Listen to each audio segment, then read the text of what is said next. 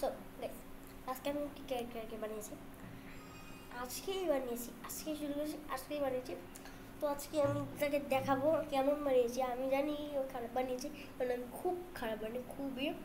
তোমরা বলে দিও কেমন হয়েছে, দেখে নাও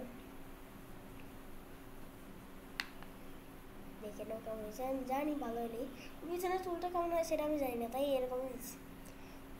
এ মাইনক্রাফটের ক্যারেক্টার, একটা গেমার, কোনো স্টিভ অ্যালেক্স এসব না।